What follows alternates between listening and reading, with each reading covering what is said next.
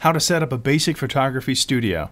The most important feature of a basic photography studio is the lighting. How much you spend is up to you, but it's not necessary to spend a fortune to get good portraits. An 800 strobe light with sync cord, such as the one sold by alienbees.com, will be sufficient for the main light. But you'll need a light stand, of course, and they will advise you on this. Or you could use ordinary tungsten shop lights of 150 watts. 2 minor lights are needed apart from your main light. Set one light on either side of the camera, shining on the subject, of course.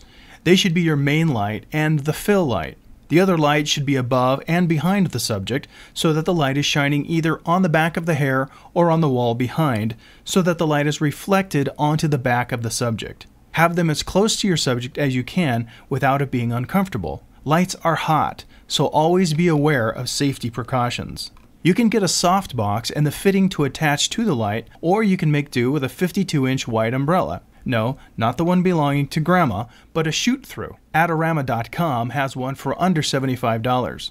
Otherwise, sheets of white cardboard or foam will do. Another trick for diffusing is to suspend some thin white fabric in front of the light. You'll need some clamps, gaffer tape, a horizontal rod, and a couple of stands to hold it all up. Apart from lighting, you'll need a few props. Some chairs and a stool or two would be a good start. Not ordinary kitchen chairs. Have something that will look a bit classy if it's included in a photo. You could probably pick up something at a sale, but make sure it doesn't look too dumpy or have wide arms. If you have a family portrait to do, the arms will be in the way of posing the subjects close together.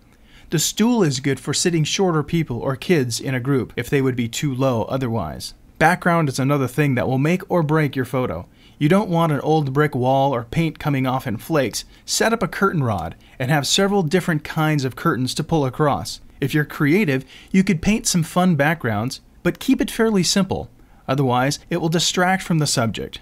Flooring is another necessary item, even if it's just for looks. If you want to become a pro, don't expect people to come back once they see a raw cement floor in a shed. Make it look attractive. Last, but not least, apart from your camera equipment, of course, is a light meter. It will save you valuable time if you can get a light reading quickly and so know exactly what lens and setting you need on your camera. With this basic equipment, you should be able to take some really great portraits.